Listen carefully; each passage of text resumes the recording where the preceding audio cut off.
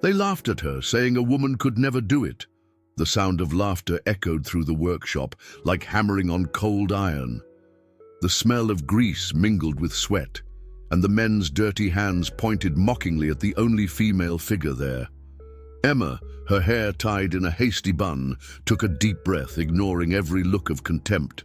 The worn jacket she wore seemed fragile next to their starched leather jackets, but her brown eyes held something undeniable: calm, focus, a patience only those who know the machine inside and out possess. As they jeered, she approached the car like one approaching an old friend. Silence hadn't arrived yet, but it would soon. If you want to know what happens when the engine roars, sign up now and stay with me in this story. The laughter took a while to die down, but the dust in the beam of light had already made up its mind. It fell slowly, luminously, as if time slowed down just for Emma. The parked car, a silver sedan, hood open, cables hanging like veins, reflected the cold light of the lamps. The wall clock read 5:12 p.m. It was late afternoon in Doyle's garage, and the metal, when tired, smells like rain about to fall. "So, Emma, is that it?" he said. Cole Harris, tall, with a sparse beard, arms streaked with grease and old scars. "Do you want to try to guess what we didn't find?" His gloves clacked together and made a dry, defiant sound. Jack Doyle, the owner, watched from his seat at the work table. He had the shoulders of someone who had carried an engine on his shoulders, and the eyes of someone who had seen many boys grow into men in that workshop, not always for the better. "We've already changed the spark plug, coil, fuse, even the pump relay." He listed Ethan Price, the apprentice, more nervous than mocking. "The scanner isn't communicating with the ECU. There must be a short somewhere." Emma approached without touching anything. Her shoes clicked on the cement floor, a distinct rhythm from the rest. She tied her hair back up, as if preparing a simple ritual, removing from her face anything that might obstruct her vision. Her worn jacket, her still, clean fingers, her direct posture, everything about her said, "I don't want to prove anything, just solve a problem." But the workshop that afternoon was hungry for a spectacle. "What makes you think you'll make it?" Cole prodded, crossing his arms. "It's a 3.0 V6, not a Trico." "Knitting is also about sequence," Emma replied without raising her voice. "And sequence is what engines respect. Air, fuel, spark. If one of these three doesn't arrive at the right time, there's no force that can make the rest obey." Jack didn't smile, but one corner of his mouth quirked.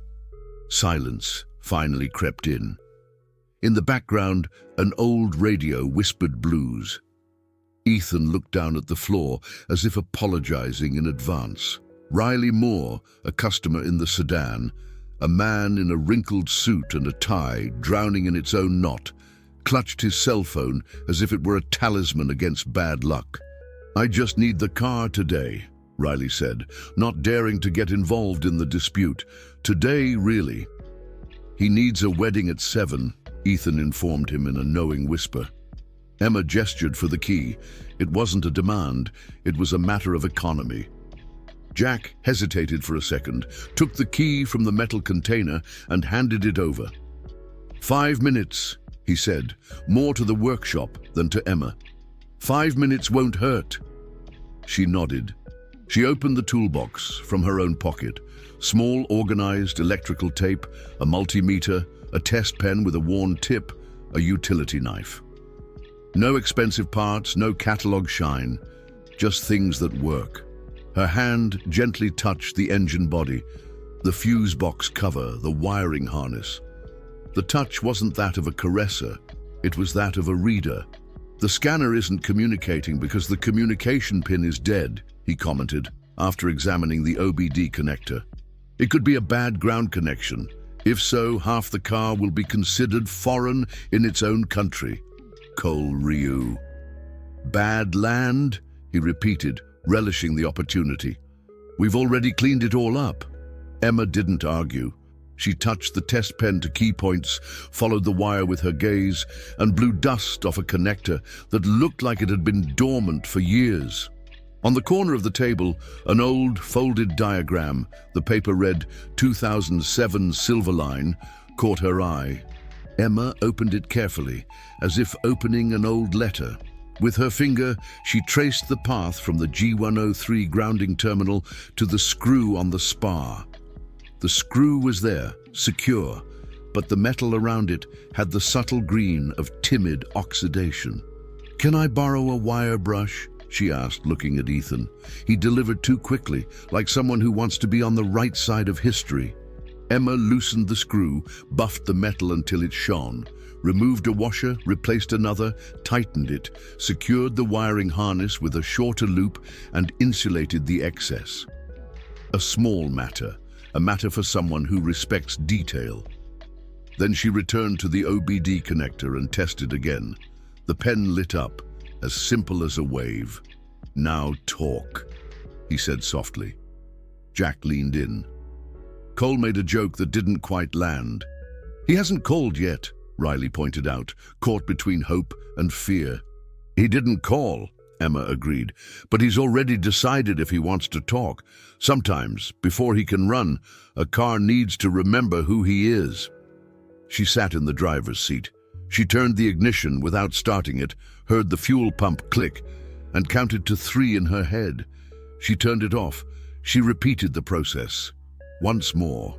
"You're priming the line," Jack acknowledged, as if finding an old name in a photograph. "The car was parked for a long time," Emma said. The pressure dropped.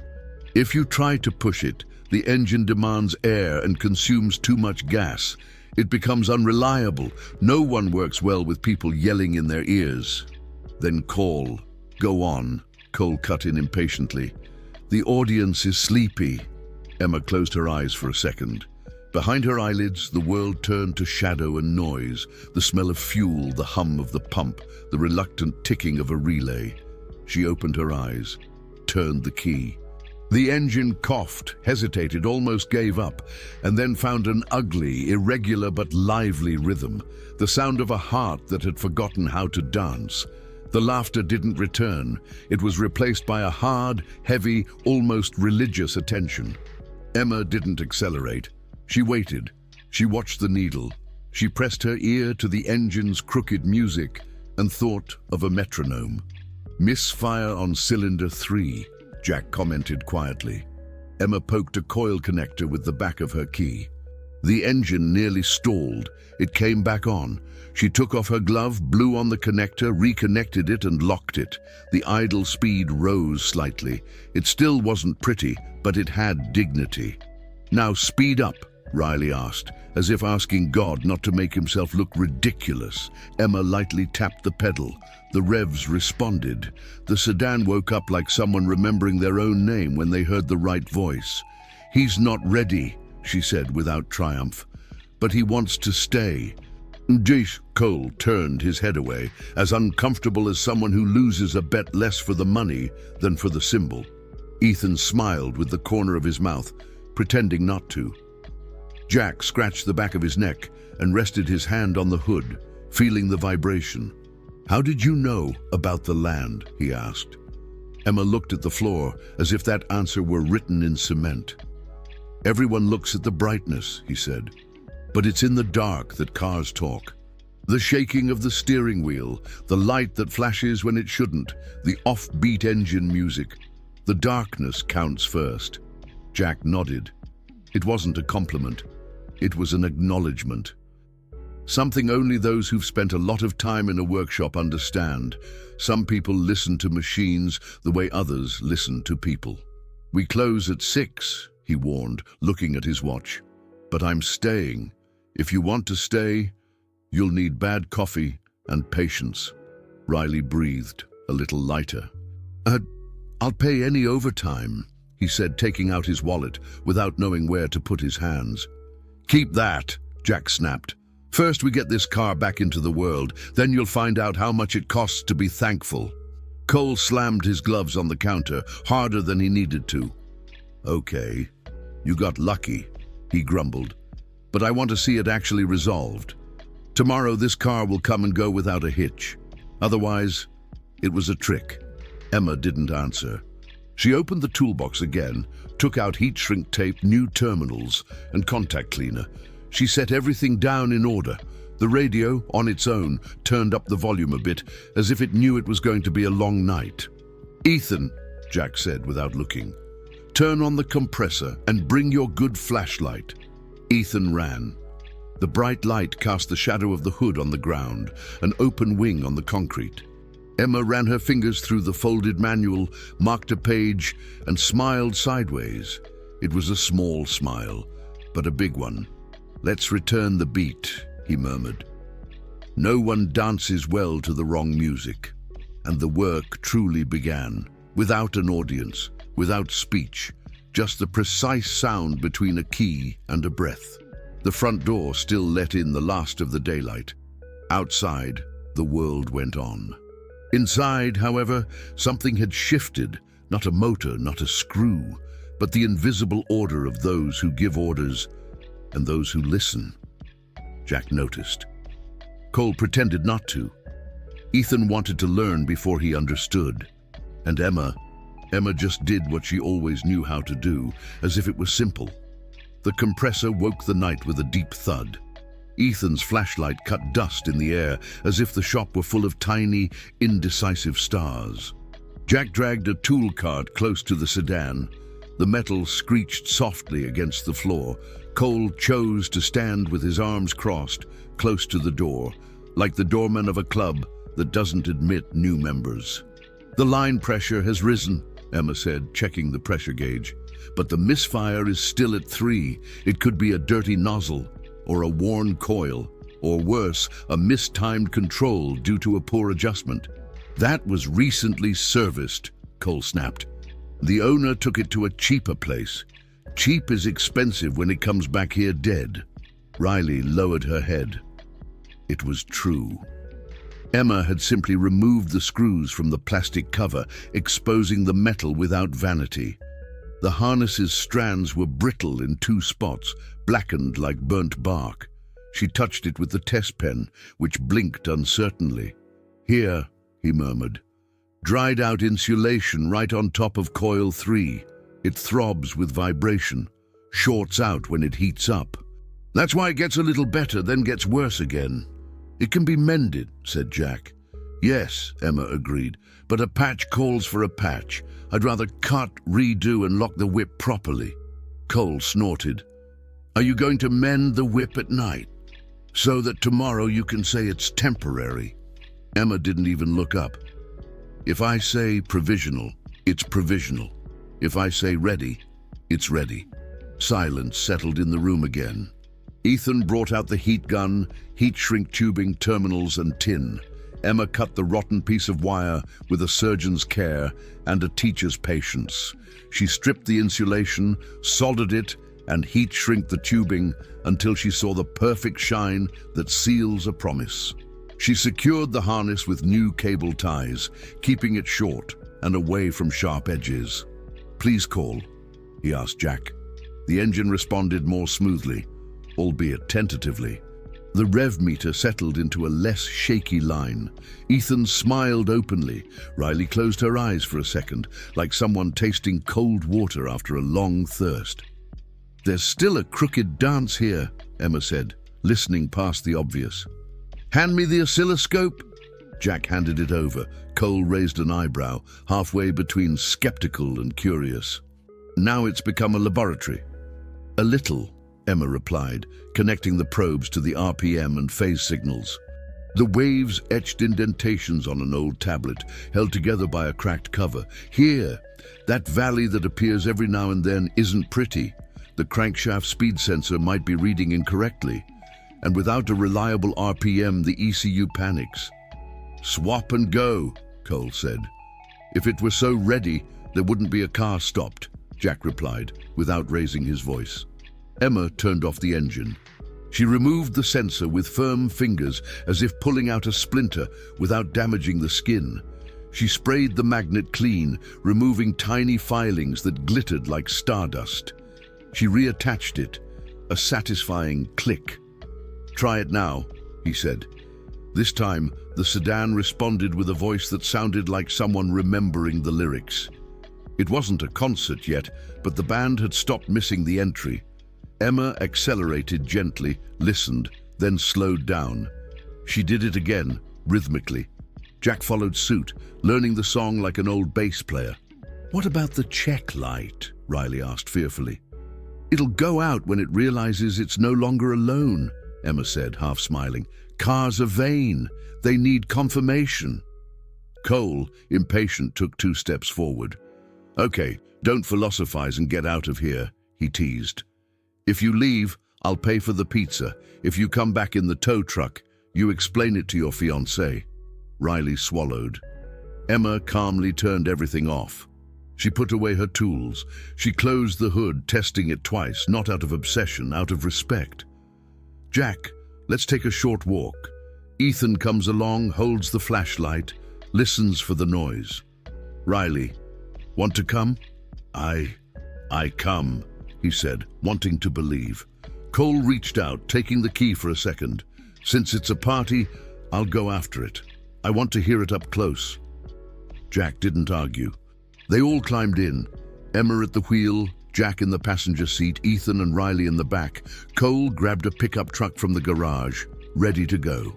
The street in front of Doyle's garage was damp with a promised rain. The streetlights cast circles of light on the asphalt, each circle a small scene. Emma pulled away slowly. The sedan didn't complain. She rounded the first corner and on the smoother asphalt let the engine rev a little. The sound was smooth without any stuttering. Jack glanced sideways, approving with a short nod. Ethan jotted down terms on his phone that he couldn't yet translate. Riley breathed, as if relearning. "Whoa!" Emma said, as a slight tremor ran through the steering wheel at 50 miles an hour. "Did you hear that?" "I heard it," Jack replied. "A fine vibration. Is it coming from the floor?" "No. The left front wheel has a callus on the tire or a bearing that's asking for retirement, but we'll schedule that for tomorrow." Now the engine, she accelerated a little more. At about 65, the dashboard flickered for a moment, like a startled cat's eye. The engine didn't fail, but the electronics whispered to her. "See," Emma said. "That's the valley in the signal. The sensor still gets stuck sometimes. Could be the rotation sensor harness. The rail is too hot. It needs a heat blanket and maybe repositioning." "Can you make it to the wedding?" Riley asked quietly. "It's possible if you're gentle with it," Emma said. "No drag racing, no heroics. I'll drive back and finish the job here. Safe is better than fast." At the intersection, an old bus passed close by, spewing smoke. Emma braked gently. As she pulled away, the engine gave a single hiccup and died. The car sat silent in the middle of the street, the headlights of other approaching cars like impatient questions. Riley's eyes widened. Ethan stiffened.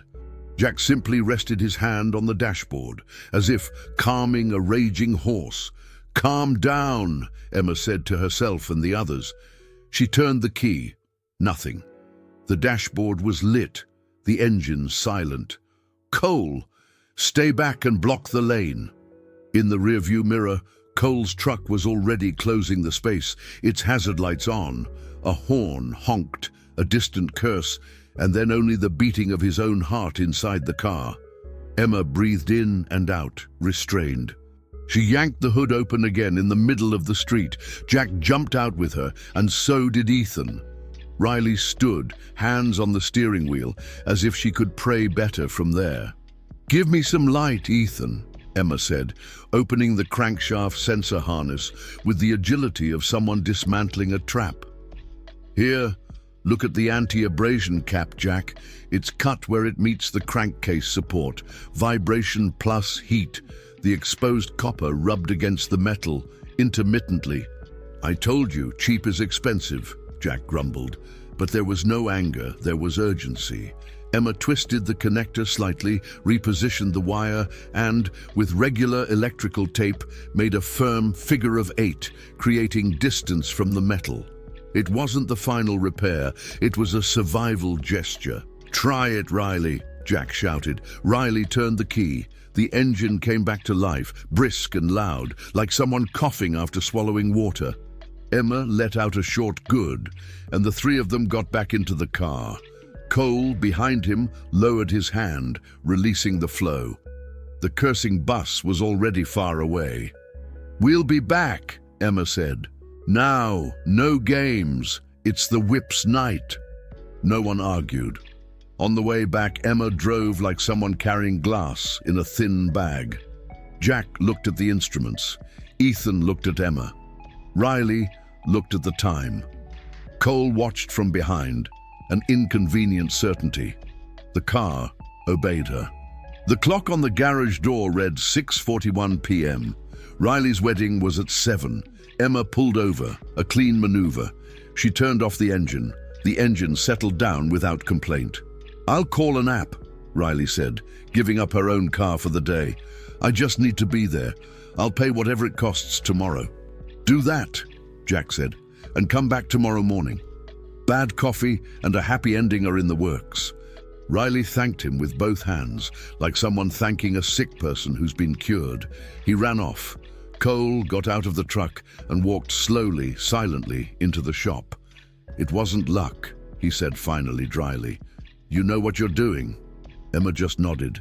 She grabbed a heating blanket, stainless steel cable ties, and 2 meters of fresh automotive wire. The compressor resumed its deep song. The rain finally fell outside, needle thin. And then the workshop became the perfect size for a climax to come. Exposed wires, tested patience, an engine that wanted to live, and pride about to break. The rest, the truth about Emma, Cole's bet, what this night would say about them all, would arrive in the next movement of the song. The rain started light and fast, forming thin rivers that ran down the uneven ground. The metal door of Doyle's garage was nearly closed. A crack let in the cold air that smelled of wet asphalt. The clock read 7:08 p.m. Emma pulled the cart with the electrical supplies to the front of the sedan, took a deep breath, and simply said, "Let's finish." Jack approached with the good flashlight, the white light that doesn't lie. Ethan carefully unrolled the roll of thermal blanket and placed it on the counter. Cole stood 3 paces away, hands in his pockets, his jaw tense as if chewing over a difficult thought. Emma unhooked the wiring harness from the rotation sensor to the main connector, mapping the path with makeshift clamps. The old wire's bark was as dry as a tree at the end of winter. She cut off the worn section. She measured 2 meters of the new wire. She tinned the ends and soldered them precisely, taking her time, blowing gently to make the smoke rise and disappear. "When copper shines, it remembers why it was born," he murmured. Jack listened without comment. Ethan stretched the heat-shrink sleeve, aligning the pieces, each with its own destination. Emma spliced each splice with the black tubing. The heat gun hummed softly, shrinking the material until it hugged the wire like skin returning to bone. Cole finally spoke. "You could have just fixed it and left. Why do it all over again?" Emma didn't lift her head. "Because Way comes back with a winch. Service comes back with thanks." He didn't answer. The rain thickened a little, drumming on the door. With the new wiring harness ready, Emma lined the crankcase rail with a heat shield, secured it with stainless steel clamps, and repositioned the wire along a path that respected smooth curves and kept it away from hot spots. She created slack, secured corners and relieved tension where vibrations were present. With each clamp tightening, an invisible calculation was made. Engine life depends on millimeters. "Continuity test," Emma asked. Ethan handed over the multimeter. The beeps were like small church bells, clear, regular, obedient. Emma smirked. She dried her hands on her cloth apron. She looked at Jack. "Let's call." Jack nodded, but held up a finger. "No rush. First, everyone breathe." Ethan chuckled nervously. Cole pretended to arrange something on the counter. Emma turned the key. The engine started in one go, round as a circle traced with a compass. The idle settled at 750 RPM with the serenity of someone who'd found their own seat. There was no stutter, no hiccup, no background noise needing translation. The oscilloscope, connected to the signals, drew perfect cogs, valleys and peaks in perfect time. Ethan let out a wow that escaped through his teeth. Jack nodded as if recognizing an old hymn. Cole stepped forward. "Let him warm up," Emma said, keeping her footlight on the accelerator. "He needs to remember his whole body." Minutes. The water rose, the oil rose, the spell remained. Emma touched the body of Coil 3 with the backs of her fingers. Warm, but not feverish. She placed her open hand on the hood. The vibrations were small, good messages. "Let's go outside," he suggested. "Rain is cruel and sincere. It's good for knowing who's who." Jack grabbed the jackets hanging behind the ironwork door. Ethan wrapped the oscilloscope tablet in clear plastic. Cole took the truck keys without asking. They left. The street was empty of people and full of reflections. Streetlights and water create random pictures. Emma drove the sedan with the elegance of someone dancing on wet pavement. First corner, second, third. At 50 km/h there was silence without alarm. At 65, the dashboard didn't blink. She maintained her composure. Emma smiled only with her eyes. Jack fiddled with the radio and turned it off. He preferred the engine music. "Listen," Emma said, opening the window a crack. The smell of rain wafted in. "This is a V6 that makes no apologies for existing. Everything's in place." At the light on the avenue, the light turned yellow. Emma stepped softly, stopping early. Cole pulled his truck over to the side, looking at her without irony. "And there?" Emma leaned her face against the glass. "Do you want to drive?" He frowned, as if she had offered him a confession. "You want to drive, Cole?" Jack repeated from the passenger seat. "The night calls for truths spoken by one's own hand." Cole made a curt gesture. They switched. Emma went to the back seat. Jack stayed. Ethan sat in the middle, hugging his tablet. Cole adjusted the seat with restrained movements. His thick, scarred hands rested on the steering wheel. He breathed. He put the car in gear. He drove off. On the first corner, he accelerated a little faster than necessary. The car responded firmly, without vanity. On the second straight, he asked for 80. The engine revved smoothly, without rancidity. Cole waited for the familiar vibration that never came. On the way back, he stared at the wide puddle that usually revealed fearful electrical faults. He passed. The car didn't cough. "Again," he said, incredulous to himself. He circled the circuit again, this time with the eyes of someone looking for flaws to prove his innocence. Nothing. At 90, the world passed slowly outside. Inside, everything was clear and calm. Cole braked. He pulled over. He didn't turn off the engine, he let it breathe. "Okay," he admitted, his voice low. "Okay." A brief silence. The rain eased. In the back seat, Emma stared out the window, not showing off. Ethan bit back his smile like a child hiding chocolate. Jack just watched. Cole, his hands still on the steering wheel, turned halfway around. He began dryly, swallowing. Pride is a tough nut. "It was a good job. Better than mine would have been today. There, I said it." Emma gave a tiny nod, a thank you that was worth the exact amount spent. "Let's go back," he said. "I want to re-insulate the G103 and check the grounding torque. A truly good car is one that's still working tomorrow morning." Upon returning, no one wanted music. The workshop, as welcoming as a small church, greeted them with the clock showing 7:52 p.m. Riley texted, "I'm at the wedding. Thanks. I'll be there tomorrow morning." Ethan showed the screen to everyone, proud as if he had been the one to perform the miracle. "Congratulations to him," Jack said, opening the door and pulling the workshop inside. "Now we can finish it properly." The post-climax came as a conscious disassembly. Emma turned off the car, attached labels to the service points, and wrote on the brown paper, "Speed sensor harness replaced and repositioned. Heat blanket installed. Grounding, clean and torque in the morning. Misfire, Mabra 3, resolved. Schedule left front tire and bearing. Can I?" Ethan began hesitantly. "Can I clean the grounding with you?" Emma looked at him patiently. "You can, but slowly. The easy part is pushing. The hard part is knowing when to stop." Cole listened from the bench. He took off his gloves and ran his hand over his face, as if washing not his skin, but the fixed idea that the night would be a tribunal against him. The idea dissolved into the concrete. "Emma," he called, unprovoked. "Where did you get that whip from? I've never seen anyone throw it over the rack and get a break like that." Emma hesitated a fraction before answering.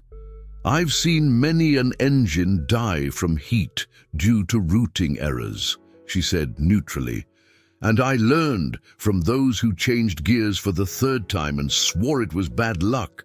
"With who?" Cole insisted, curious without a mask. She shrugged, putting away more than just tools. "People out there. A workshop is a school without a diploma." Jack intercepted with another subject. "Tomorrow morning we'll check Riley's tires and bearings, seal the deal, deliver the car, and sleep in the afternoon." He smiled. "Today we'll just stay a little longer. Bad coffee?" "Please," Emma said sincerely. He brought 3 styrofoam cups. Ethan nervously declined. Cole took one and didn't comment on the taste. The rain calmed down. The door stood ajar, and the world seemed to watch through the crack. "Jack!" Emma called, loosening the screw on the G103. "See that grounding mesh? Lots of paint, not much metal." "It's the paint it, and it looks new thing," Jack replied. "New is what works." They cleaned. They scraped until their faces could be seen in the steel. They tightened. The multimeter became a benevolent judge. The voltage drop was within the expected range. Emma marked a discrete spot near the screw with a silver pen. Jack did the same. 2 craftsmen signing a piece no one will ever see. "That's it for today," Emma declared at last, raising her head. Cole approached with the stride of someone with another question. He said nothing. He just held out his hand. His palm was large and rough. Emma stared and then shook it. It was a short, full grip with not much arm. 2 professionals acknowledging common ground. "Tomorrow," he said, pointing to the sedan, "if the owner's willing, I'll bring the bearing and install it myself. You can fine-tune the alignment later, deal?" Emma nodded. "Date?" The compressor fell silent like a bass guitar retreating from the stage. The radio returned to an old blues track at a low volume, as if respecting the end of a mass.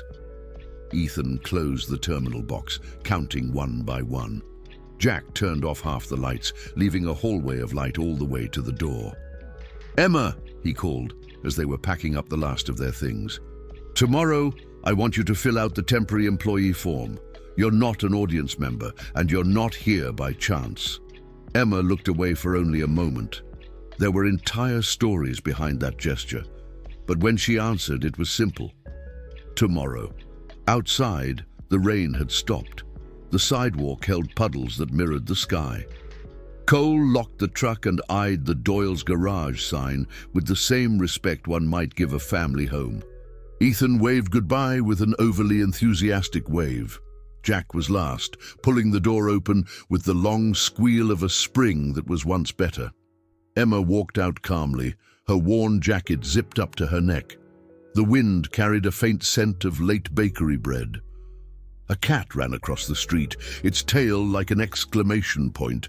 The outside world didn't know an engine had found its rhythm. But inside, in the small land of iron and sparks, the invisible order had changed hands. The laughter of hours ago was just a distant memory. The climax had arrived, not a scream, not a trophy, but the simple, powerful regularity of a V6 breathing correctly, and the respect of a man who would rather lose his pride than lose his truth. Emma smiled at no one, only to herself, and she walked like someone leaving a concert after an encore, carrying in her body the rare silence of when music touches the soul. Tomorrow, there would be more. Today was enough. Morning arrived early at Doyle's garage, washed by the evening dew. At 7:02, Jack had already lifted the metal door, the long screech of the spring announcing the start of his shift. The smell of stale coffee wafted through the air as a reminder. Ethan arrived first, his hair still wet, trying to appear less anxious than he felt. "Good morning, boss." He set down his backpack as if putting down a holy book. "Shall I start with the grounding?" "Start with G103.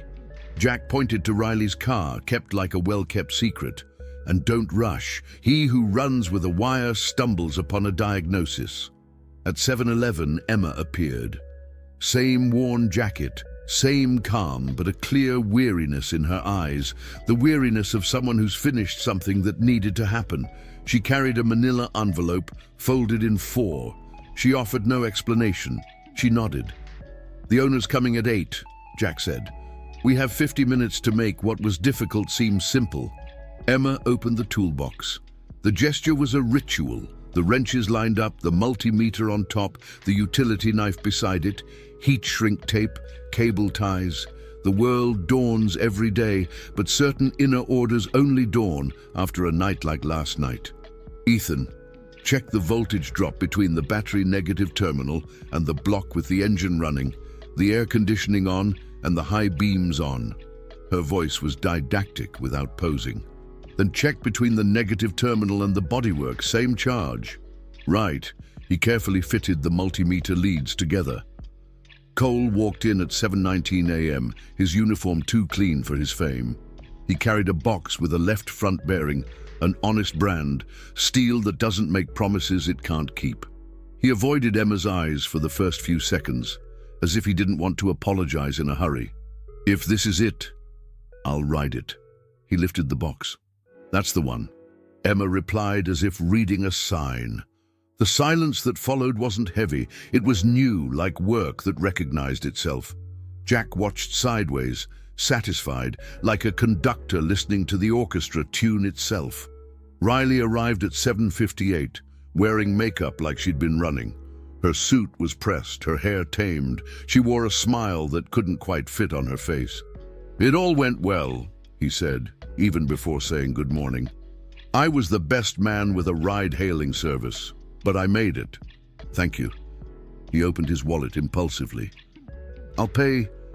"Calm down," Jack interrupted with an open hand. "First test, then we'll talk about numbers." Emma handed over the key. Riley held it respectfully. He got in the car and started it. The V6 responded gracefully. He slowly backed out of the space, drove to the end of the street, and then back in. No hiccups, no fright, no discomfort. He parked where he'd been all night. He searched for words and found only useful ones. "Thank you." He looked Emma straight in the eye, his gaze unwavering. "Thank you, truly." "We just listened to what he said," Emma downplayed, drying her hands on the cloth. Riley insisted, "I had taken it to 3 other places. No one wanted to waste time. You lost, and you won." He pulled his card from his pocket. "I work at an insurance company auction yard.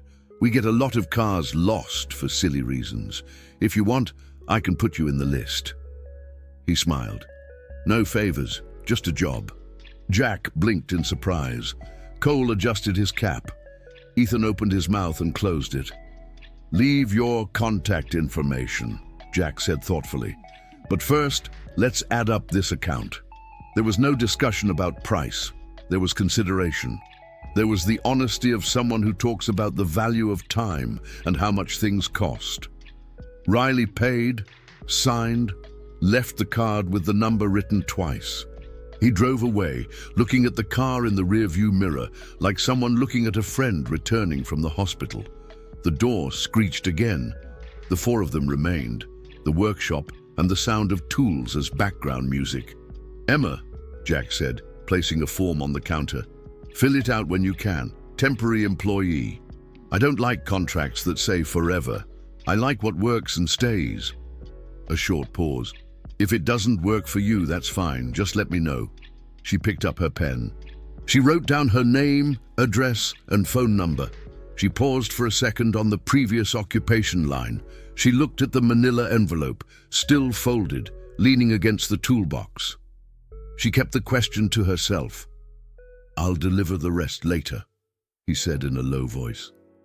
Cole dismantled the left front wheel with the skill of someone who knows when silence is better than merit.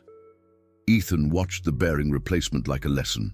Jack gave 2 routine estimates, helped a man with a tired Fiat, and offered 2 pieces of advice the man wouldn't have followed. The world chugged along at its normal Friday pace. At 10 a.m., the shop's landline rang.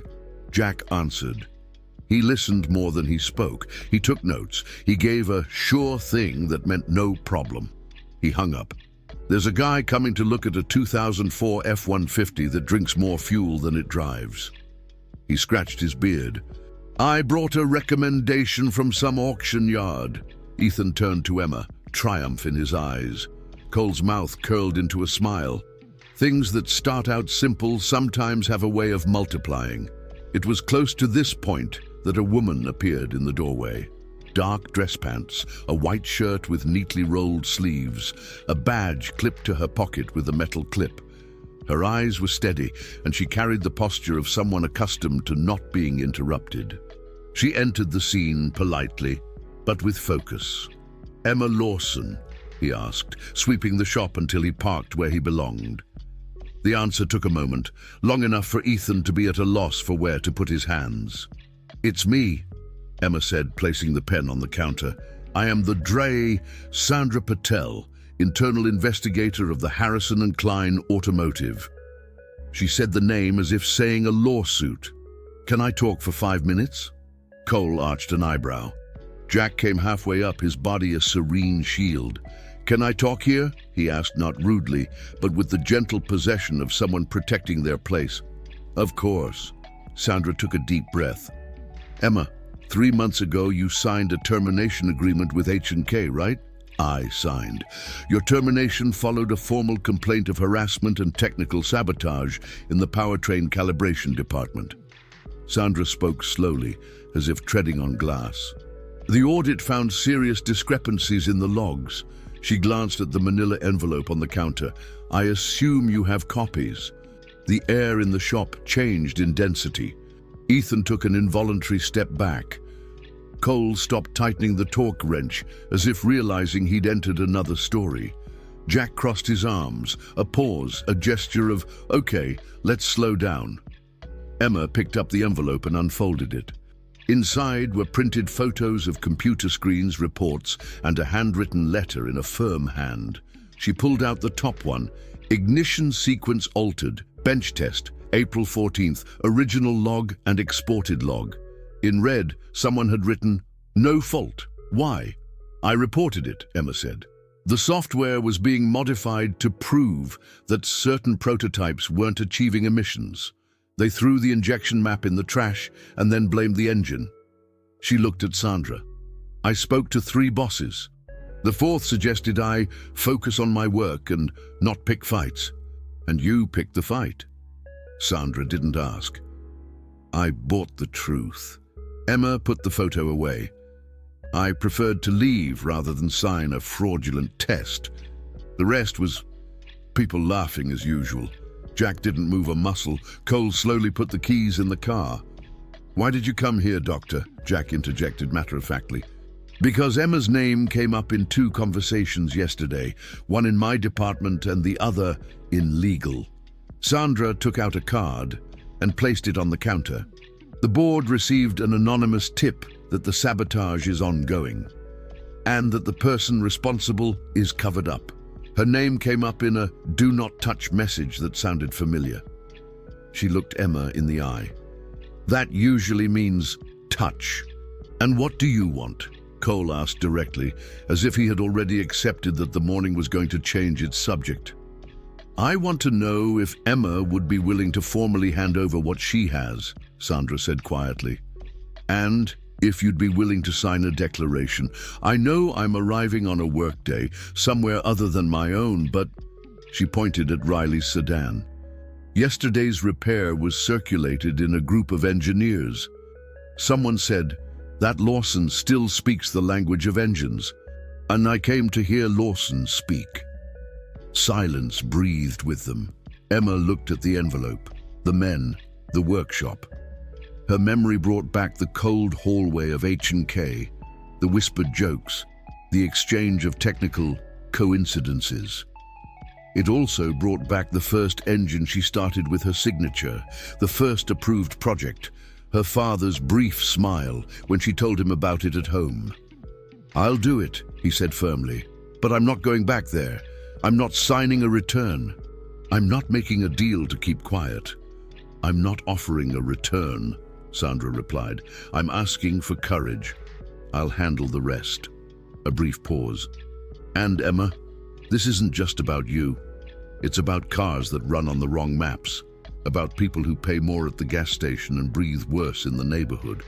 Jack gave a tiny nod, somewhere between I know and I've seen things. Cole narrowed his eyes, remembering unsolvable diagnoses that might have had another name. Ethan took a step closer, as if wanting to be within range of something that matters. We can do this during my lunch break, Emma said. I have an appointment with this car first. She pointed to the dismantled wheel. The owner will drive better if we stick to the rules. Sandra smiled with half her mouth, approved by the silent hierarchy. I'll be back at 12:30. He took a step back. Thank you for listening to me. She waved goodbye, without offering a hand. She left. The door screeched. The four of them were left with a startled expression. So, Cole tapped the new bearing. Shall we make this side sing and the other side sing along?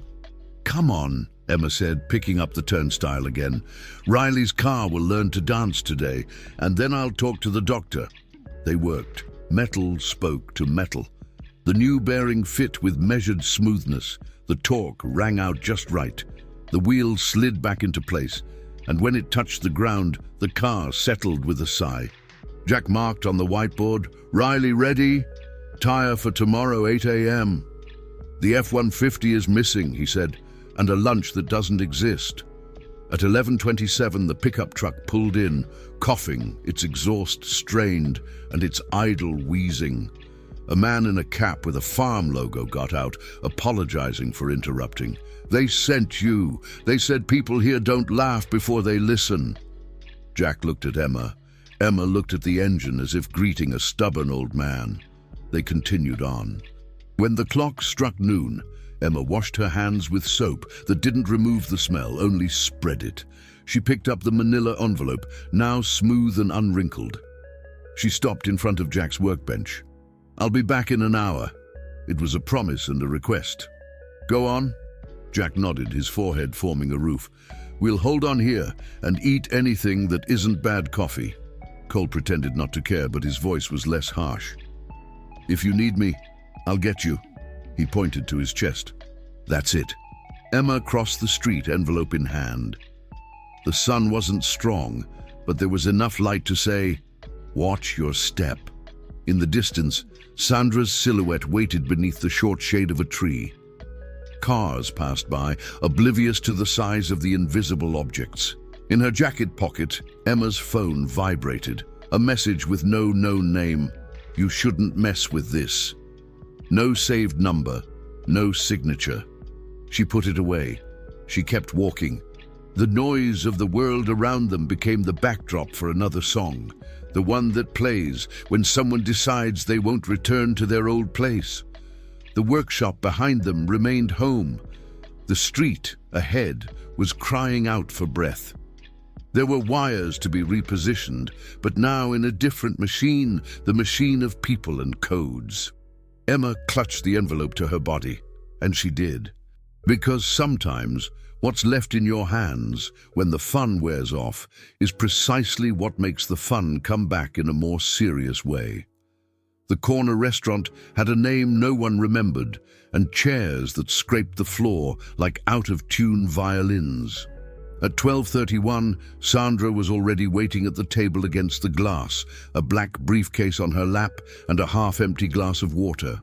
Emma arrived without a theatrical rush, a manila envelope clutched to her chest, the smell of the workshop still clinging to the cuffs of her jacket. "Thanks for coming," Sandra said, standing up only as much as necessary. "I ordered a French toast. Today's is chicken, it's honest." "Honesty will do," Emma replied, sitting down. "Let's get straight to it." Sandra opened the folder. She placed a printed sheet of paper on the table with the letterhead. Harrison and Klein Automotive, Internal Audit, cold titles, dates. Then a tablet with access to internal logs. The restaurant had a muted television on the ceiling. An old game was showing repeated goals every 3 minutes. "I need 3 things," Sandra began. "An inventory of what you already have, the sequence of events, and what you saw with your own eyes. No assumptions, just what's yours." Emma pulled the copies from the envelope. Dated printouts, a spreadsheet with columns for map sent, map applied, bench result, and logged result. A 6-page report with her signature. Photos of a bench where the diagnostic cable had a makeshift branch, the kind of quick fix that doesn't appear in the manual. "This is what I took to my boss," she said, "in April, the 4th boss." The first 3 laughed. The 4th asked for silence. She took a breath. Then came the mistakes I'd made. Badly tightened screws, distractions. "They isolated you," Sandra concluded, without looking surprised. "And then they pushed you out the door with a pretty document." "I left because I chose to leave," Emma corrected, and the sentence remained on the table like a firm glass. "But what matters is here." She pointed to the lines. They threw a corrupted map onto the bench and uploaded another to the log. Anyone looking from the outside sees an engine that doesn't perform. Anyone who's tinkered with the inside knows the engine was never tested on the correct map. Sandra ran her finger across the tablet, comparing IDs. Sometimes she nodded a small yes. Sometimes she sucked in air to hold back a bigger no. "That's enough to open proceedings," he said finally, "but not to overthrow the coverer. I'm going to need you twice as much as you'd like." "I have a workshop," Emma replied, unshielded. "I have bills. I have—" She stopped. "I have a beginning of peace." "I know," Sandra softened. "I won't expose you for nothing. I can put you as a reserved witness and shield some of the material, but you're already out. What's left with your name is your signature on the report." A second's pause, and the fact that someone sent an anonymous message today. She moved again. "That went to my email and to legal. The move, I told you." The television upstairs cut to a replay. The chicken arrived honest as promised. Emma didn't touch it. She took the handwritten letter out of the envelope and pushed it toward Sandra. "I wrote it the day I decided to leave," she said, "without an addressee. Just a letter to remind me that I wasn't crazy." She smiled. "Crazy I was, maybe, but not alone." Sandra read 2 lines. She saved it. "I'll take care of it." His voice took on a gentle gravity. "But you need to take care of yourself today. Tell me something. Is there anyone on your old team you still trust?" Emma took a moment. An image appeared. Noah Reed, a silent analyst, with eyes too clear, the only one who once accidentally dropped a "you're right" in the cup. Another face, Marla Quinn, bench programmer, rarefied laugh, nimble fingers. 2 names, 2 thin strings. Maybe Noah, maybe Marla, but I don't want to drag anyone in. "I'll drag you if I have to," Sandra said, with a humor that was more steel than grace. "You just point to the street." It was a deal. Emma would sign a simple declaration right then and there, without any drama, and email the digital version of the files when she arrived at the workshop. Sandra, in turn, would take the first formal internal step this afternoon and notify the company if there was any retaliation beyond the cowardly messages. It was a pact between people who chose the long road. "Last question," Sandra said, already closing the folder. "Why workshop?" Why not another engineering school? Emma looked out at the street through the window. 2 children shared an umbrella, failing at their mission. The world is like that. It fails slowly, and sometimes it succeeds. Because here the truth still makes noise, he replied. In there the truth enters silently and leaves silently. They returned to the sidewalk. A light wind feigned autumn. Sandra offered her hand. Emma shook it. No further promises. Each went their separate ways in the war. Back at Doyle's garage, the afternoon smelled of old diesel. The F-150 coughed on the lift like a smoker who'd promised to quit. Jack had the hood open and a look in his eye that said he knew half the problems were fuel problems, whether for people or the engine. Carbon-coated throttle body, he said as Emma walked through the door.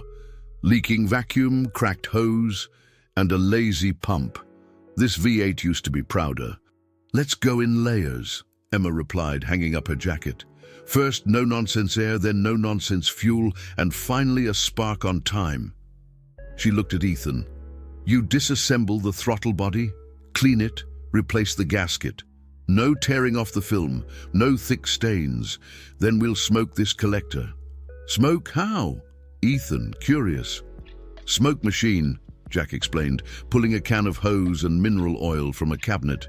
We fill the system with fog and see where the truth escapes. Cole appeared from the back, wiping his hands. Riley's roll was old. The new one sang low and beautiful. This came for you, he said, holding out a white envelope with no return address. The handwriting in Emma's name was too round, too careful. Don't get involved. Emma opened it. A single piece of paper printed with the same phrase as on her phone, plus a final warning. She took a deep breath, as if measuring depth with her foot. Do you want me to take this to the police? Jack asked. Not yet, she said with a calmness that was a choice. First we smoke the F-150.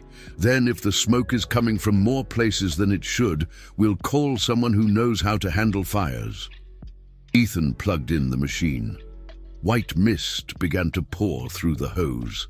In the darkness of the vault, thin streams of smoke sought an exit. The first emerged through a crack in a dried-out rubber tee. The second through a ring in the throttle body. The third never came. It was a good sign. Change the T-new gasket. Emma marked the corrected leak points with a silver pen. Then we measure line pressure and flow. If the pump is old and shy, it will confess. Cole watched in silence. At one point, he stopped beside Emma, close enough for his voice to carry.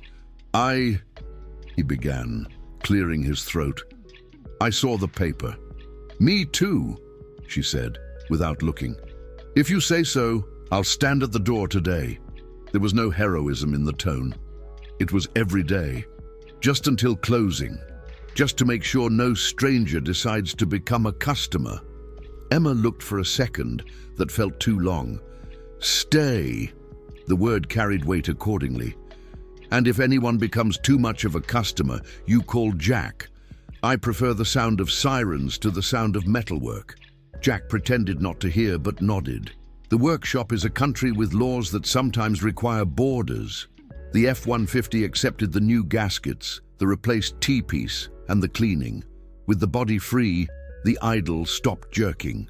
Fuel pressure was timid, 41 psi, where it should have been 55. Emma wasn't thrilled with the easy diagnosis.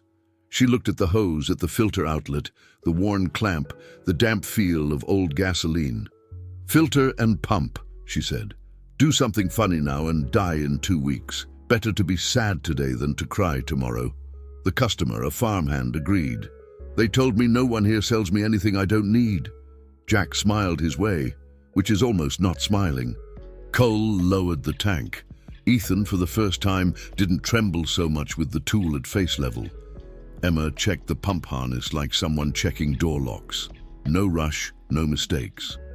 When everything was back in place, the V8 found its voice, as if it had already carried cattle, wood, and stories. The customer nodded, as if listening to a relative singing a modal. That's it. He paid. He left. He left 2 large cartons of eggs on the counter. "From the farm." "We accept it," Jack said. "It's good to remember that the world still thanks you with something that nourishes you." The clock ticked past 4 p.m. The light from outside began to gild the floor amid the shadows of the tools. Sandra texted, "Protocol open. I'll talk again today. Be careful." Emma looked at Cole. Cole looked at the door. Ethan at the whiteboard. Jack at everyone. "I'm not leaving early today," Cole said, pulling his chair closer to the entrance. "Not out of heroism, out of method." "Method works," said Jack. "And we close at 8, like every day."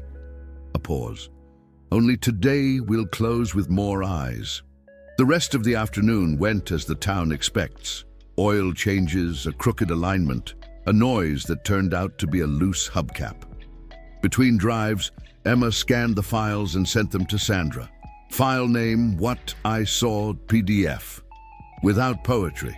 At 7:02 p.m., a black pickup truck slowed down in front of the shop and didn't enter. Tinted windows. It was a minute too slow. Cole stood up silently. Jack appeared beside him, his hand on the rag, an old "we're watching" gesture. Ethan at the workbench blocked the wheels of a cart for no reason. Emma watched without curiosity, as if observing the weather. The truck drove away. The minute returned to the world. "Sometimes the noise is just wind," Emma said, and no one disagreed. They closed at 8:10 p.m., the door making its usual scream. Jack turned off light after light, leaving only a thin sliver of light burning in the background, like a candle guarding the altar. Outside, the night was an ordinary street, but there was an agreement among 4 people that needed no paperwork. If laughter came, they would have to pass through the sound of tools, and the sound of tools in that house spoke loudly. Emma put on her jacket, slipped her cell phone into her front pocket, and checked the white envelope that now had a staple joining it to the brown one. 2 messages from different worlds, held together by a small metal clip. She smiled, without sweetness, but without fear. "Tomorrow at 7?" he asked Jack. "Tomorrow at 7, he confirmed. "Bad coffee, good work." Cole raised his hand in a guard-like goodbye. Ethan gave a "see you" that sounded grown up for the first time. The street accepted the footsteps, the city breathed, and somewhere in a glass building, a union officer printed the protocol with an unglamorous title and a toothy consequence. The next morning was the usual noise. The door springs squealing, the bad coffee insisting, Ethan's broom pushing the night out. By 7:06, Doyle's garage already felt like a warming lung. Jack checked the whiteboard, turned a screw in the vise just to hear the click, and said, "Today we work as if nothing were happening. And if something does happen, we work better." Emma nodded without comment. Cole, already in his overalls, pulled the cart out of the lineup, hooked the claws onto the wheels of a blue hatchback, and asked Ethan for the caster rod. Routine is a shelter you build with your hands. Until 10:30 a.m. it was business as usual. Oil change, brake bleeding, a belt that needed to be retired. Sandra sent 2 short messages to Emma. Statement received, and later, reactive legal, stay alert. Emma responded with a dry, "Okay." It wasn't coldness, it was focus. The visible retaliation came just as the radio clock struck 11:14. A black pickup truck, maybe the same one from yesterday, maybe a sister, pulled up in front of the shop again. The windows were rolled up, the license plate framed like an expensive shop. The engine idled gravely. Jack looked up over his glasses. Cole, from the lineup, lowered the car to the ground and placed the key on the hood.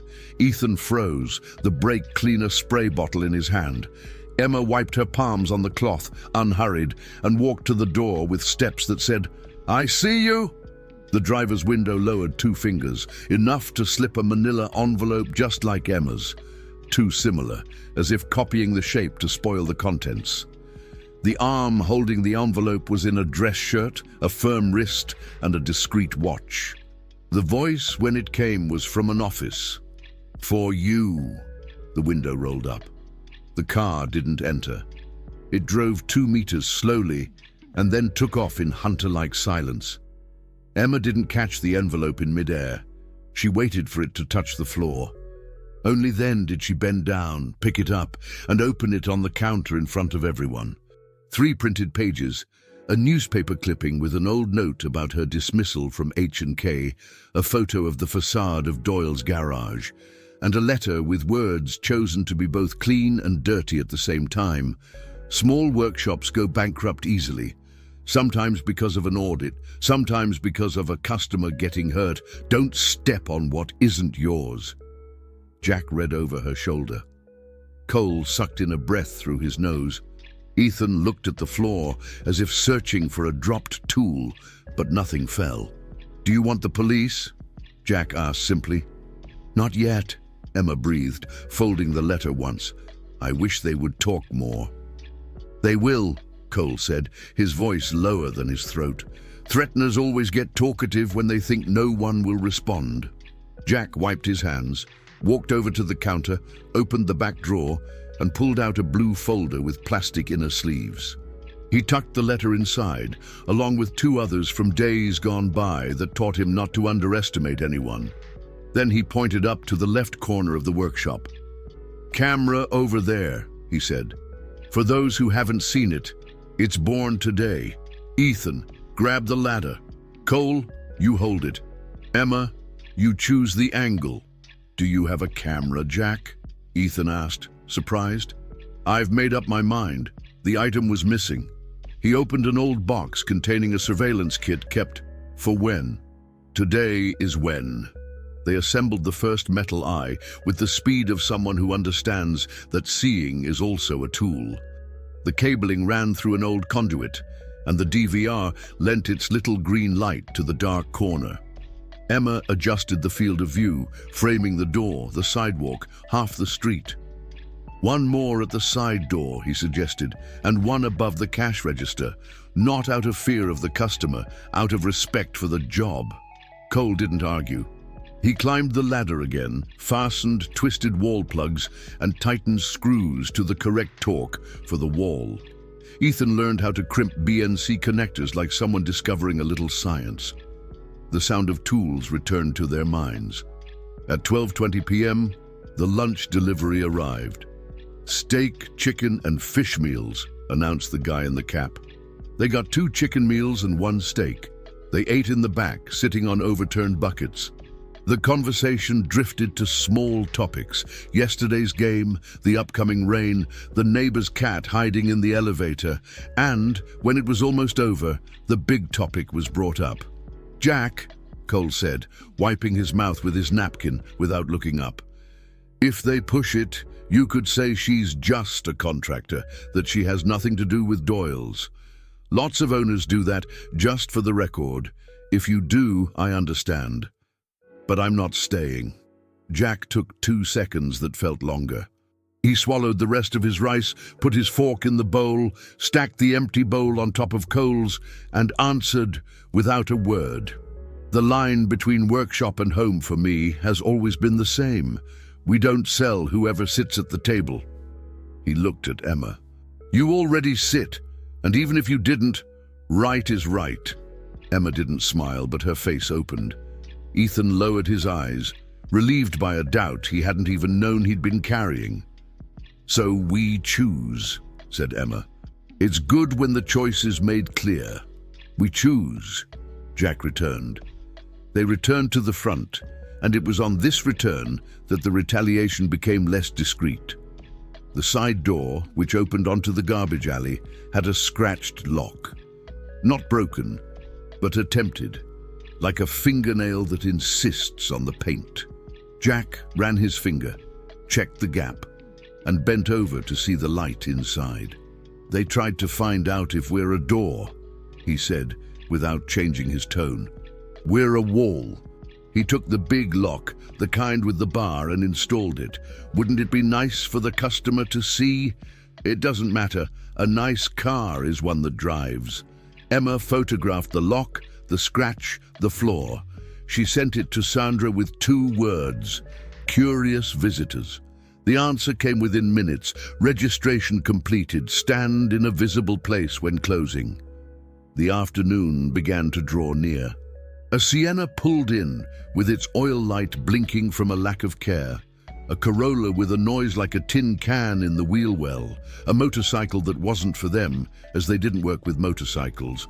And the young man still asked if, just a quick look, and received 2 pieces of advice and a good luck. Life invents normality, even when the plot thickens. Around 5:10 p.m., a man in a dark Panama hat pulled up in an old 2-door sedan with white paint that had once been snow and was now a cloud. He got out with the gestures of someone who knows how to ask and how to wait. On the metal badge in his pocket, a name, Alfred Boone. "Someone told me that here the silence of the car can be heard," he said in English that sounded like a late-night radio, and in Portuguese with 2 rehearsed words, "Good afternoon." "Good afternoon, Mr. Boone," Emma said automatically in English. "What does he say?" "He says he's tired," Alfred replied, smiling slightly. "And so am I." He looked around. "But they say you give time off to those who deserve it." It was an old, carbureted engine, full of stories. Emma listened to him. This wasn't the time for poetry. It was time to adjust the mixture screw, check the timing with a strobe light, listen to the tappet asking for better oil. They did. The car turned out perfectly round for an old engine, with wrinkles, but without gasping for air.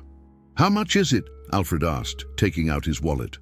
"Less than the hands that cared for him until today are worth," Jack replied, choosing a number that said, "We work, but we respect his history." Alfred paid, thanked him, and before leaving left a phrase in the air, without wanting to be a prophet. "What is true usually catches on. Then it usually stays." The clock ticked 10 more times. At 7:03 p.m., the light turned honey-colored.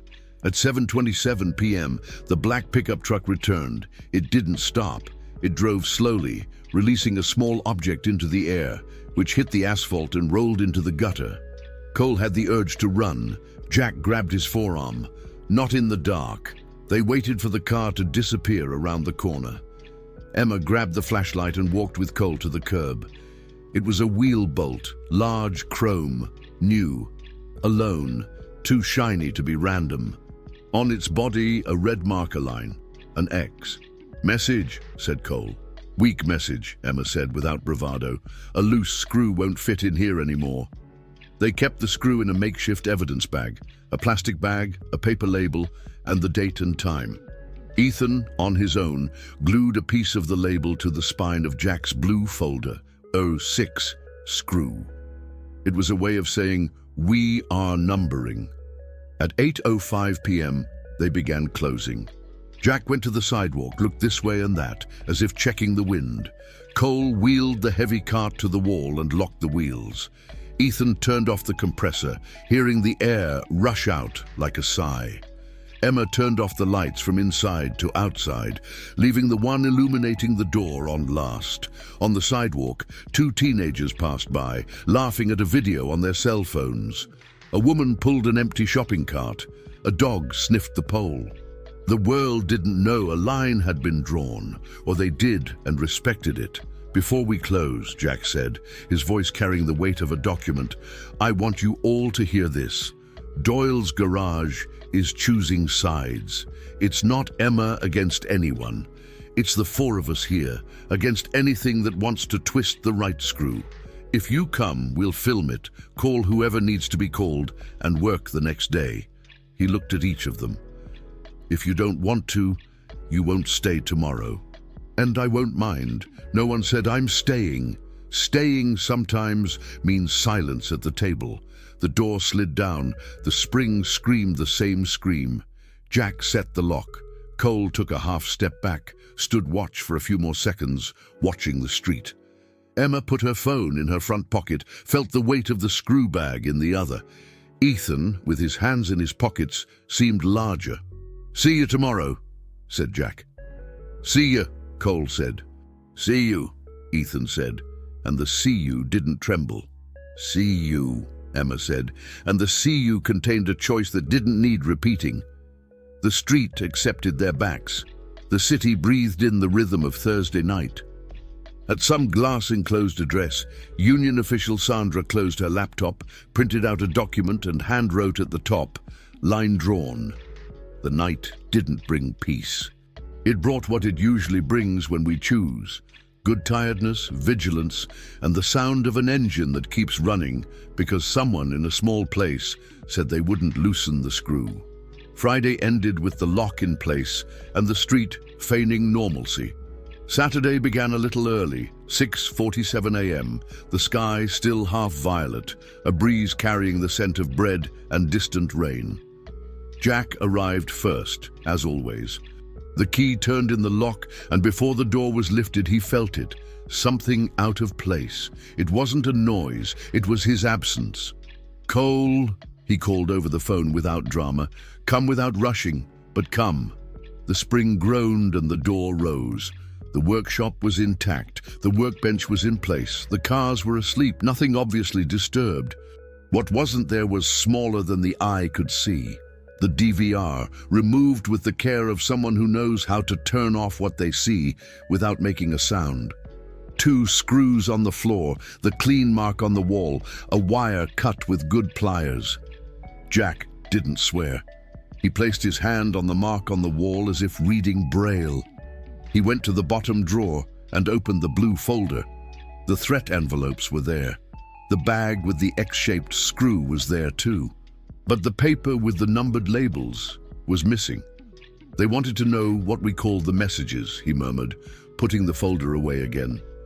Emma arrived at 6:59 a.m., her hair tied in a high knot and her worn jacket open, the cold seeping in like a doormat. She saw the DVR's brand, saw the 2 screws in the floor, understood without question. She pointed to the highest corner, where the side door's camera looked down into the alley. "The side?" he asked. "Dead," Jack replied. "They cut the power at the external junction box. These are people who read manuals." Cole walked in at 7:06, walked half a circle, stopped at the mark on the wall, and let out a low whistle that wasn't meant in surprise. Ethan arrived, leaning forward with anticipation, his sneakers slightly wet with dew, and he didn't know what to do with his hands. Emma grabbed a sheet of legal paper and wrote in a black pen, in a handwriting that didn't shake, "Cameras under maintenance. Smile anyway." He stuck it with wide tape on the injured wall. "We don't pretend we didn't see it," he said. "We respond without shouting." "What about the police?" Ethan asked. "Not yet," Jack said. "First, we'll call whoever might be on the other end of the line." Emma called Sandra. The union official's voice was marked by sleep and a hidden scare. "DVR?" he repeated. "That's professional. Send a photo of the cut, the ripped-out joint, everything." "It's done," Emma said, after clicking, sending and marking points with a silver pen.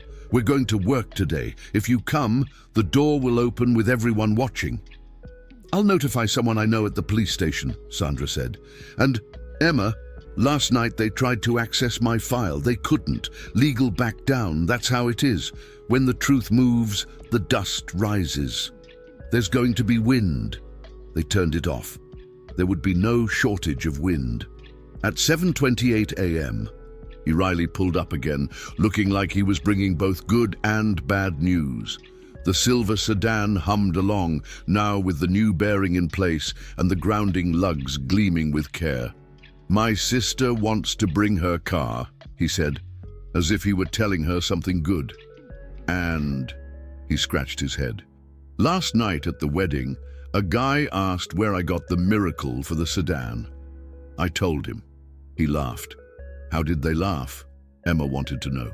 "The 'it won't last' laugh," Riley replied. "The laugh that knows the manual for doubting." "Let them laugh," Cole said. "Laugh like someone who's afraid of losing the trick." The day went as if it could have been normal. At 8:10 a.m., a van arrived asking for a service before hitting the road. At 9 a.m., a lady with little confidence in the clutch pedal arrived, leaving with a cable adjustment and a "come back to practice on Sunday, no traffic." At 10 a.m., in the first break, with bad coffee spilled across half the counter and a genuine laugh from Ethan after getting his own sneakers dirty. It was in the midst of this small piece that the past hit in the simplest way, by voice message. Emma's cell phone vibrated, a familiar number but not used in months. Noah Reed. She took off the glove with her teeth, touched the phone to her ear, and listened. "Emma, it's Noah. Look, I'm sorry. They're nervous. Yesterday, Andrew, yes, him, mentioned outside groups, and I heard the name of your workshop followed by the word example. I shouldn't be saying that on the phone. If you can, come by. Today, they said they'll sort it out." A short breath. "I know you don't want to come back. I didn't want to ask either, but I'm asking." Emma stared at Jack. He saw in her eyes the same thing she'd heard in Noah's voice. Unabashed urgency. "Go," Jack said bluntly. "Cole and I will play this morning." Ethan holds what he knows and pauses what he doesn't. He pointed to the blue folder. "Take a copy. If it's a trap, you don't go in. If it's people, you talk." "I'll come along," Cole said. "You stay," Jack said calmly. "This is home. Someone has to be." Emma washed her hands, put on a simple shirt over her work shirt, and tied her hair back. She grabbed the manila envelope with the recent copies, put it in a small backpack, and took a deep breath. The door screamed. The streets swallowed her up. The glass building of Harrison and Klein seemed taller in the 10 o'clock light. Revolving doors, a cold stone reception desk, a security guard with a practiced smile. Emma saw her own face in the reflection of the desk and didn't recognize herself at all. There was the engineer who had left and the mechanic who had entered. The receptionist asked for identification, gave a visitor's badge with Lawson E in black. The elevator closed without music. On the 12th floor, Noah waited with a coffee mug as a shield. Tall, thin, his clear eyes concealed his haste. "Thanks for coming," he said in the hurried whisper of someone afraid of their own shadow. "Marla's at the bench trying to hold the E14 prototype test. Andrew went down to legal. They said you've been very talkative." He looked at her shoes, stained with clean polish. He smiled. "You're more yourself." "I'm working," Emma said, "where the truth still makes noise." He led her down a hallway where the walls held framed awards. Emma didn't look. In the workbench room, Marla was hunched over a whip connected to a bench dynamometer, short hair, nimble fingers, a laugh that only appeared occasionally. "Emma," he said with a relief that seemed unwarranted, "I didn't think I'd see you here so soon, or, I don't know, so late." "Me neither," Emma replied. "Oh, what's wrong with you?" Marla pointed to the monitor. Torque curve, emissions curve, two maps with small differences and large consequences. They climbed a pre-optimized map that mysteriously doesn't comply. And they want to sign off on the "doesn't comply" statement. "I've trapped the test in the equipment failure narrative. If I let go, the entire report will be gone." Emma pressed her knuckles against the table. It wasn't longing, it was polite anger. "How long do you hold it?" "Until noon, if no one comes to check," Marla said. "After that, it gets ugly." Emma opened her backpack and pulled out a folded printout of logs from the time everything started to smell wrong. She placed it next to the current chart. The pattern was the same with other names. "That's it," Emma said. "Map A on the bench, Map B on the log." She pointed to a cable with brand new leads and a too clean label. "Is that cable new?" "From last week," Noah said. "Maintenance exchange." "It's not maintenance," Emma said. "It's revenue." That's when the door opened without a sound, and Andrew Hale, he entered with the awkward serenity of someone who commands right and wrong. Grey suit, blue tie, toothless smile. "Lawson," he said almost affectionately, "what longing doesn't do." He ignored Noah, ignored Marla, leaning against the table with the body that had learned to command more than words. "Did you come to check on our no complies?" Emma didn't give him the high act. She pointed to the corporal. "Who authorized the change of the bench harness?" "Maintenance," Andrew replied, not looking at anything. "All documented." "Documented like the audit that told me to shut up?" Emma replied. "Or like the logs that don't match the maps?" His smile didn't fade. His gaze did. "Do you want an office again?" he asked, almost sweetly. "We'll arrange it. An office, silence, a good deal. Come back as a consultant, or go back to where you were and forget it. You're a good hand. It's a waste." "Waste is a good engine with a fake map," Emma said, still low.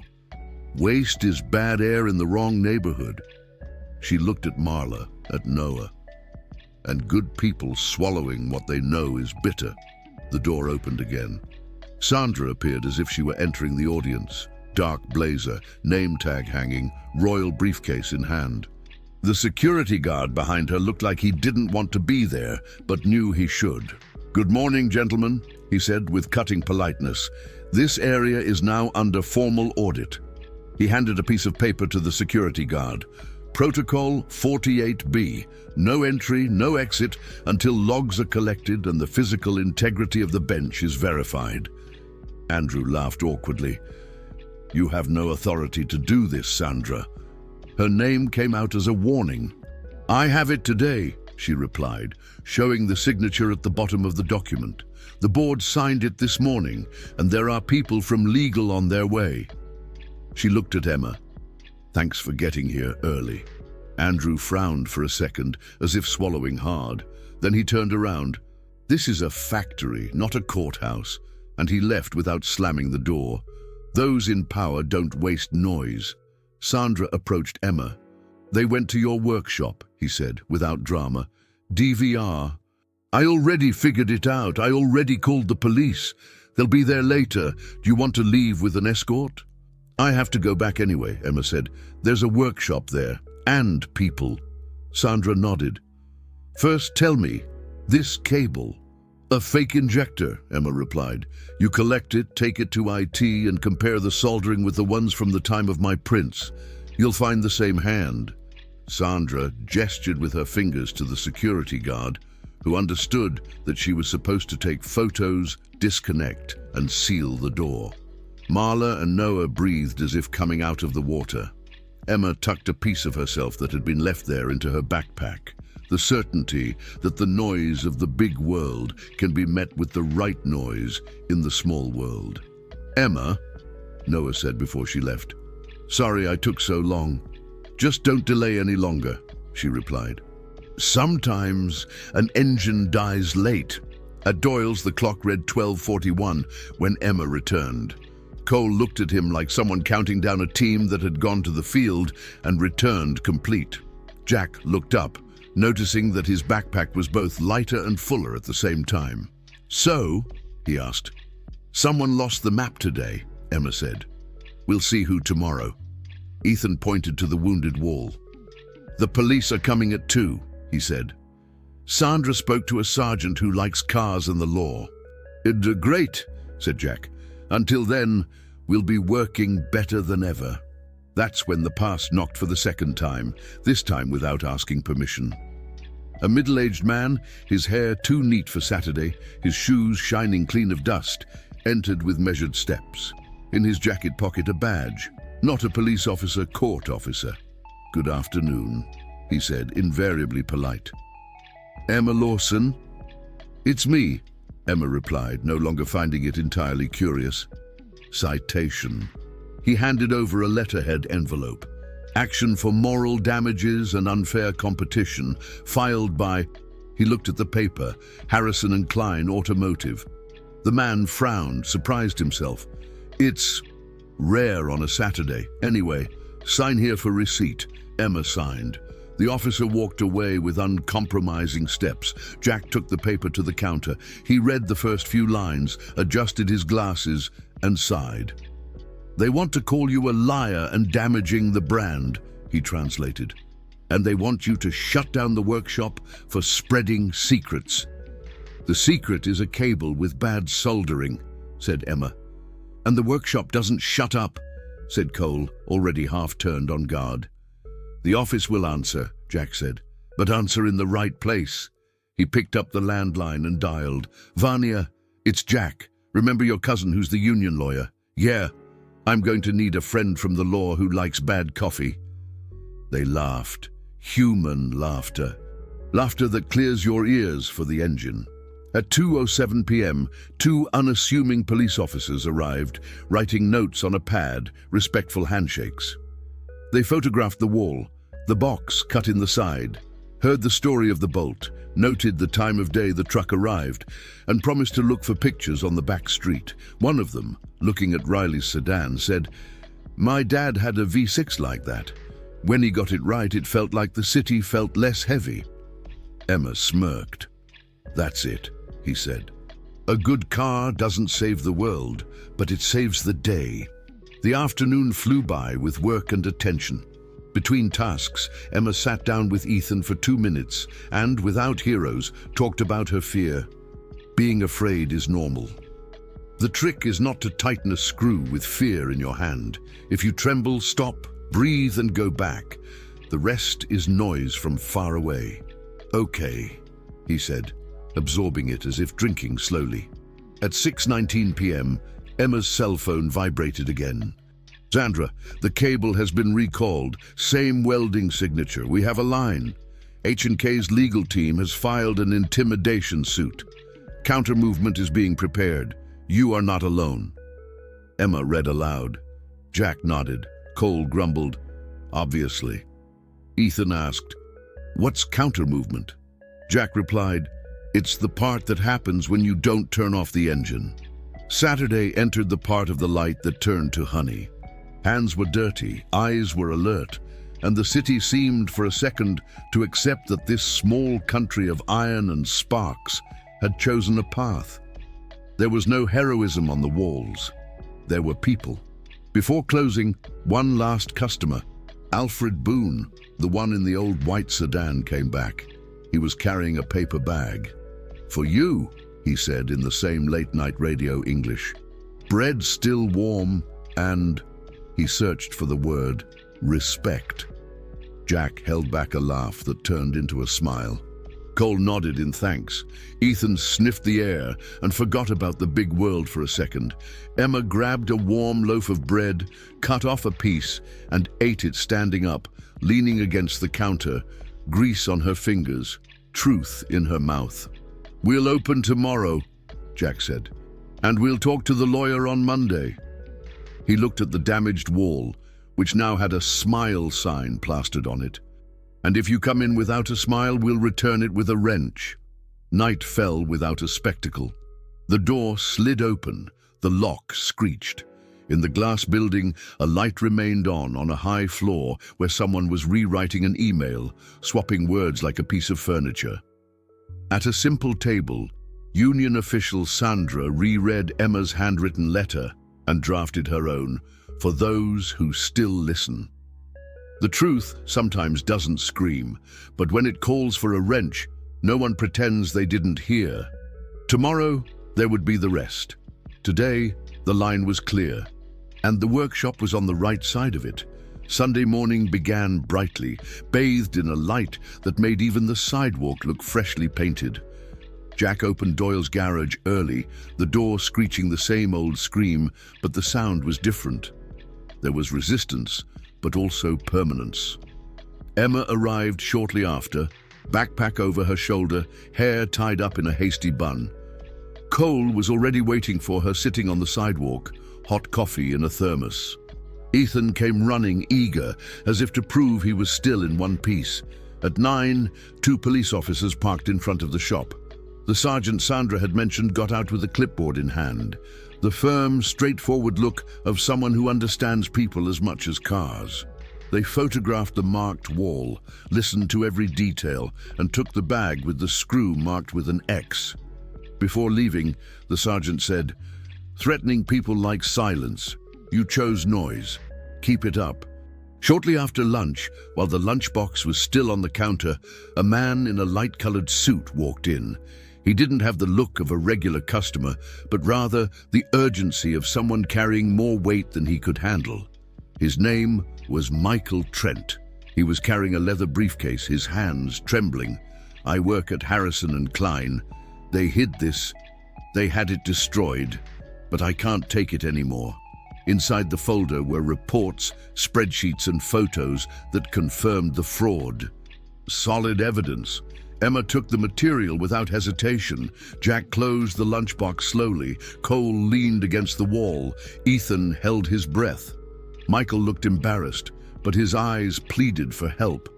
"You're right on time," Emma said. "No one here takes lies." Sandra appeared in the afternoon, wearing a dark blazer, her steps determined. She took the documents and sealed them in an official envelope. Her voice carried weight. "This isn't just an audit. It's a crime. It'll take a while, but they'll fall." As the sun was setting, the black pickup truck returned, speeding past the garage, trying to intimidate. But now the street wasn't fear. Cole took a step forward, Emma another. Jack already had his cell phone in his hand. The police responded minutes later. The driver was arrested, paid only to send messages. In his pocket, a piece of paper with Emma's name on it. That night, back in the silence of the workshop, Emma opened her old handwritten letter. She read it to everyone without trembling. "I don't subscribe to lies. I'd rather be an anonymous mechanic than a fake engineer. Those who laugh, laugh. Those who remain silent, remain silent. But I still listen to the engine. The engine always tells the truth." The air filled with tension. Jack ran his hand through his beard. Cole pretended to fix something on the workbench. Ethan smiled with his eyes. There was no need for speeches. The shop had already become more than a place to fix cars. It was a trench. When the metal door descended that night, the spring screamed as always, but it sounded like a hymn. Emma walked down the quiet street, her cell phone vibrating in her pocket with a message from Sandra. "Thank you. They won't shut up." She put the phone away and looked up. The sky looked like a giant engine, full of stars that rotated without asking permission. She smiled. Some engines only run because someone refuses to turn them off. If you've heard this story so far, please share it, leave a comment, and subscribe to the channel. This helps keep the stories that can't be silenced alive.